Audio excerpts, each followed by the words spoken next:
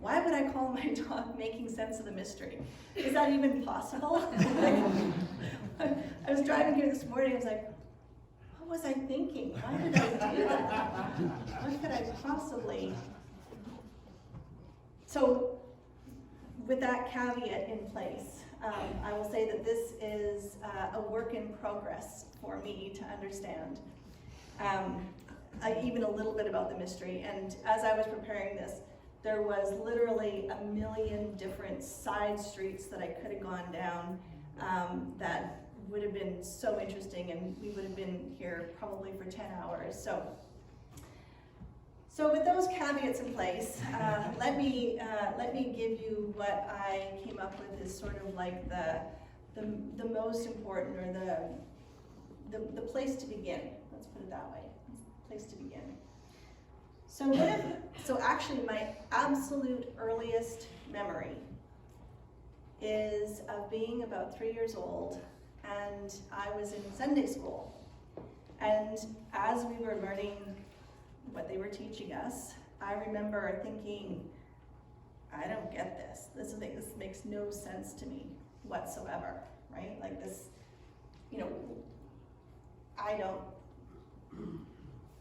I don't think they got it right.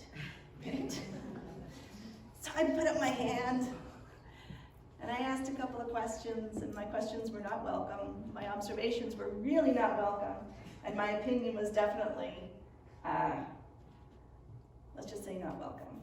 So I found myself, ended up in the corner, turned away from everybody else because of my curiosity. And I think, that incident certainly set me up for my search that I've been on for my whole life, which is to understand what the heck is going on, right? What are we doing here? What is this? What is this place? So from this 3-year-old inquisitive, as I speak that, how is it that a 3-year-old would even think those thoughts or have that sense, right? Like even that is part of the mystery. So what I said in my talk description is I was going to relate it to our first principle. And the first principle, of course, is that there is only one force. So I love the way Ellen Davenport just sums it up, what she says.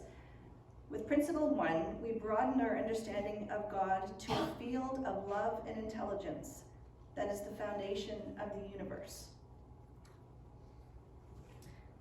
And yes, I agree with Katie that Anthony's song absolutely captured exactly that, right? So if the first principle, if the foundational principle is that God is love, is a field of connected intelligence, it's not that it's in everything, it is everything. So it's not in us like a hot dog, like we're the bun and spirit's in us. And it's the hot dog, we're the bun. No, it is us. We are flowing it constantly, as is everything else. It is a field of love and connection, right? And yet, how often do we feel so alone and separate? And part of that is because we're in this field of love and connection with our 5 sense bodies. Actually, we have more than 5 senses, and I think that we are developing into much greater multi-dimensional beings. But what our world tells us and how we grow up is with these 5 senses, that this is our reality, right? So we do look separate. You're over there and I'm over here, right? But if you looked through a powerful microscope, you would see that all there is energy, right? There's these concentrations of energy, a concentration of energy that is me, and a concentration of energy that is you, and you, and you, and that we move through this field, kind of like fish in water, right? That this consciousness field of love is always in and through, and we're part of it, right? So it's kind of odd to have this perspective of being in it and part of it, and then observing that I'm in and part of it, and I'm separate, right? So part of the reason for this, I came across this, so the electromagnetic spectrum, oh, my slide didn't make it up. Perhaps I didn't save it. Okay, well, let me tell you what it was. The electromagnetic spectrum is like this, right? Visible light that we can see is like this. Wow. Right? So when we see with our eyes, like I love, the title of Anthony's song, I wish my eyes could see. The love, right?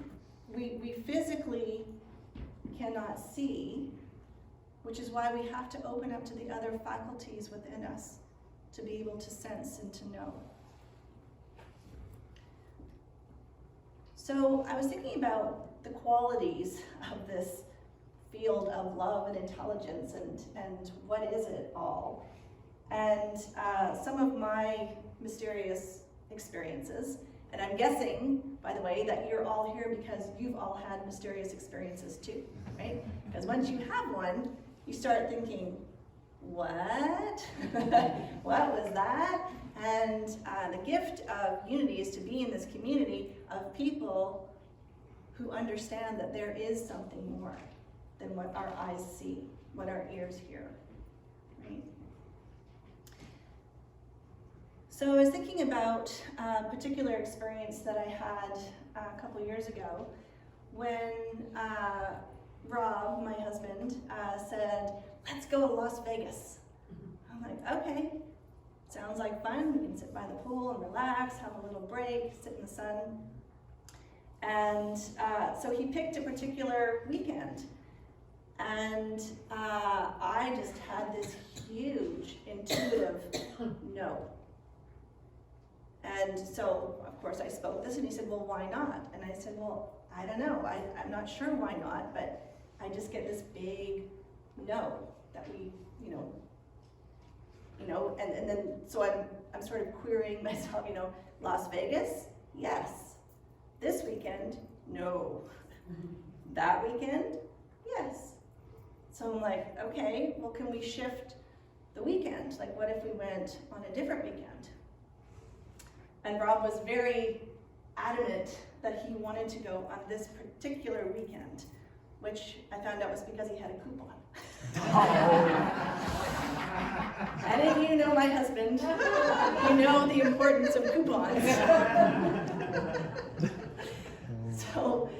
So it was this weekend, and I kept looking at the calendar, and I was going through my emails and thinking, well, maybe there was something that I forgot to schedule. Maybe there was something that somebody said was coming up that I forgot to schedule. Oh, what could it possibly be? And I just could not figure out. And he was like, it was sort of escalating. I want to go. Maybe I'll just go by myself. And I just kept saying, I want to go. I just keep getting this really strong sense that the answer, not that weekend. I don't know why. So finally, he let it go, and we booked for the following weekend. The weekend that we didn't go was the weekend of the mass shooting. Wow. In Las Vegas. And we had dinner reservations at the Mandalay Bay Hotel. Yeah, I know. So what I realized from that experience, because it honestly quite blew me away, is that this field of all consciousness is outside time and space, right? It is outside time, whereas here, in our lives, we view time as a linear thing that continues to move forward.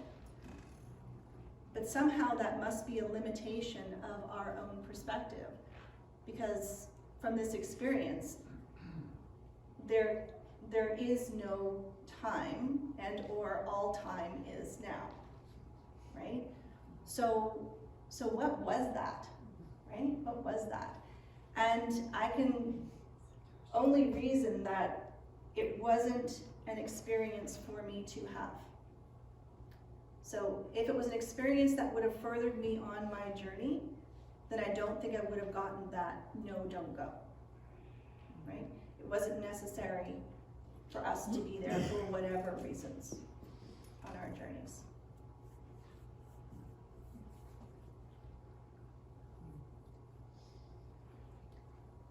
So what else can we know about this principle, this first principle? There is only one source that we are acting within and is flowing in and through our lives. Well, I reflected on another experience that I had not too long ago, because I've had a few mysterious experiences lately. And this one has to do with, I'll give you the experience first, and then I'll talk about it.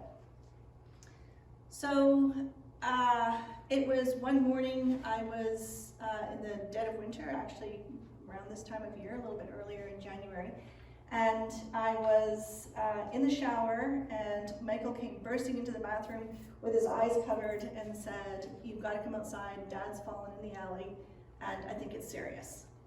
So I just jump out of the shower, throw on some clothes, go out into the alley, and he's in very bad shape. And so we phone the ambulance, and Michael's out there. It's a very cold morning. And so I send Michael back into the house, and I say, "Look, once the ambulance arrives," and I'm like, "It's okay, we'll deal with Dad, I'll let you know what's going on." And so this takes a long time, actually, to get him into the ambulance. As it turned out, he not only broke his ankle, but he shattered it. He had to have reconstructive surgery to put it back together again. So they got him in the ambulance finally, which was great because I was freezing cold, everybody was freezing cold. And we were sitting there, and of course they're doing their paperwork, and Rob's pretty much out of it by this point, and they gave him the morphine. And so I was answering the questions for them. And suddenly, as we're in this process, I get this intuitive message of Michael wants to know what's going on. He doesn't know what's going on. So I realized I don't have my phone, so I asked Rob for his phone. I said, "I just want to let Michael know what's going on, that we're in the ambulance, because if he comes out here, he can't see us." So I get Rob's phone, and I send Michael a text and say, "Just let you know we're in the ambulance." So then the ambulance takes Rob to the hospital. I go back in the house to get ready to go meet them at the hospital, and I'm looking for my phone, and I can't find my phone. And then I find it, and I see that there's a text from Michael. And I said, "Oh, that's weird." I said, "You texted me." And Michael goes, "Yeah." And he said, "You answered me." And I said, "No, I didn't. I didn't have my phone." He goes, "Well, yeah, you answered me, right?" So he opens up his phone, and we look, and he sent a text to me on my phone, and I responded on Rob's phone a minute later. I know. How mysterious is that? But the cool part of that, and why this is important, is because this field of consciousness, this field of energy that we are a part of, is also a communication field, right? It's a communication field that I think is fueled by love, right? The more love, the more connection that we have, the clearer the channel for the communication.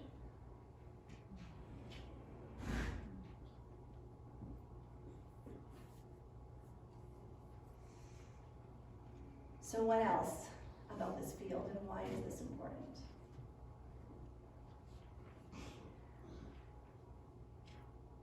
Well, another interesting experience that I had, and this was a while ago, this is when the kids were little. It was, I think, one of the first times that Rob and I went away on our own sort of little 5-day parent getaway.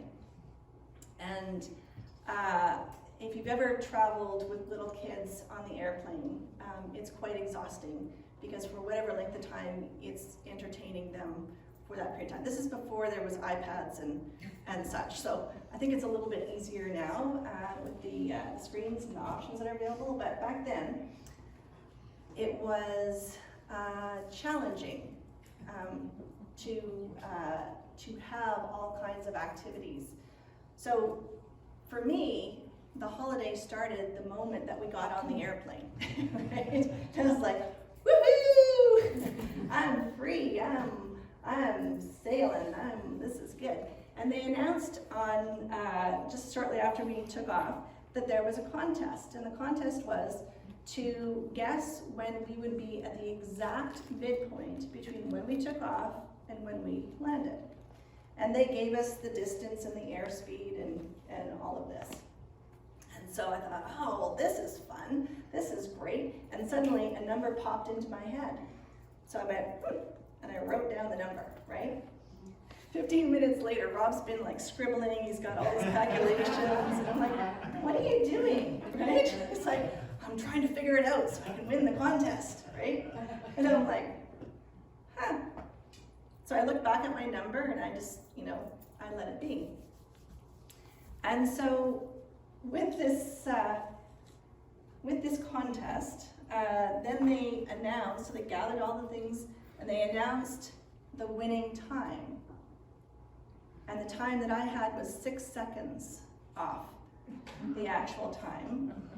And I did come in second place. However, I would venture to guess that mine was actually the correct one, and that how they calculated it was wrong. We will let that go. We will let that go. So this is what I call the spiritual internet aspect of this field, of this principle. And so I thought, wow, that's so interesting. That's so cool. We can query and get answers for ourselves. However, let me tell you a caveat, because a couple years later, we were on the same flight and they had the same contest. Except this time, Rob turned to me and said, so, you gonna just get it again? Are you just gonna get the number again? And so I'm tuning in, but the difference was, now I had ego investment. First time, I was just in love, carefree, happy land, didn't really care, did I win, did I lose? I wasn't trying, right? My ego had no investment whatsoever. But because I did it once, this time, my ego is totally invested. So I'm sitting there like, okay, what's the number? And then I got a number, I was like, is that the number? And then I got another number.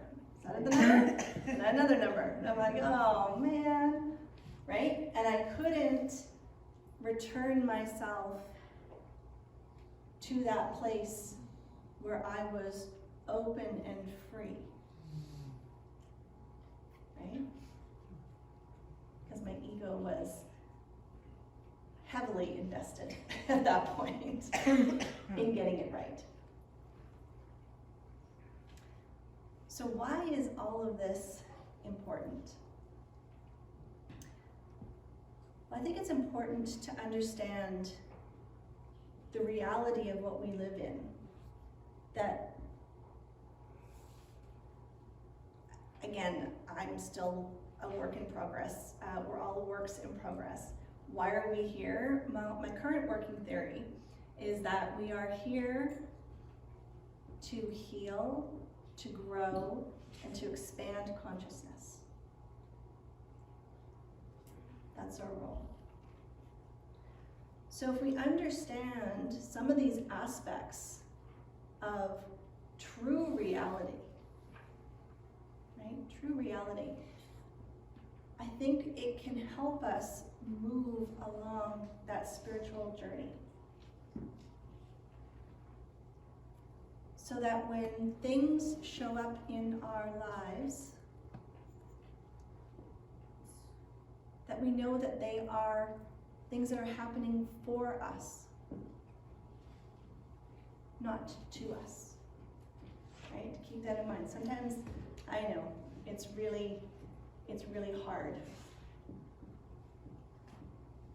And to also have the faith that we are fully supported by the universe, by God, by love, by the field of consciousness, whatever the name is, the source of all. That although from our perspective it can look like things are bad or not what we want or challenging and difficult, I see that now as a call for me to learn something about myself, to heal something about myself. Through this challenge, to dig deep, to find a gift in myself that I didn't know existed.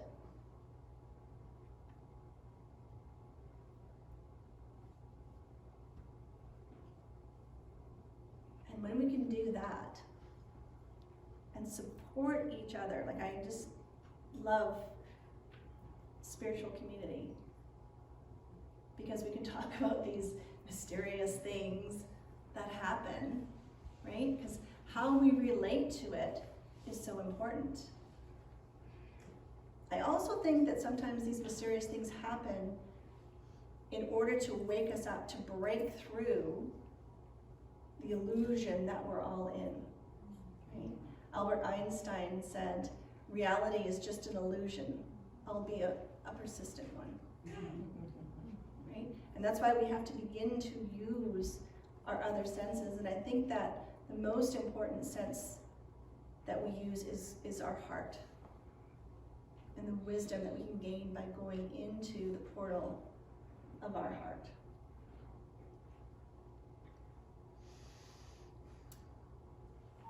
The other thing I just wanted to mention too is that we've got other spiritual tools at our disposal that we can use for this growth, this spiritual growth that we're on here for.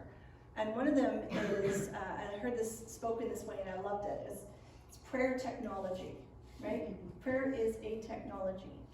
And the prayer that Unity uses is, the form of prayer is affirmative prayer, which is about raising our vibration to that which we seek, right? Because we are all flowing energy. We're all in that state of vibration, attracted to the things that are at that level of vibration. So if you want to know what vibration you're at, just look around in your life at the people, the places, the things, the events, the experiences, and that will give you an accurate reflection of what's going on. And if you want something different, then the place to start is within.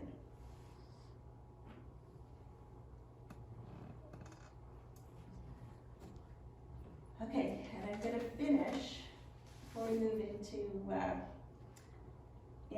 our meditation. If you were at the movie last week, yeah, very cool movie, wasn't it? Mind expanding, and about the mysteries and synchronicities and a lot of what I've been speaking as well. At the very end, she summed it up, and I thought it was a beautiful summation of where we are individually, and also what is being called of us and our society and where we're going. So this is what Jennifer Palmer said. What I've come to realize is that each one of us is the center of our own universe. Each one of us is the star of the movie. The camera eye follows us around as we find glory in our suffering, not because of some outdated, romanticized notion, but because of the fierce grace of knowing that we are at the beginning of the end and the end of the beginning. It is our blessing and burden that in this time of global connection and creation, everyday people are being called to a place which until now has only been glimpsed by poets and artists. a shimmering shore where dark, unknowable objects are pulled from the sea and are made real. A place fertile with new reality in which time moves in circles and loops instead of a straight line, and thoughts are fractals that simultaneously fall apart and come back together again. In this new time, we are all artists. We are all seers, learning to see with our hearts what was once invisible. So let's take that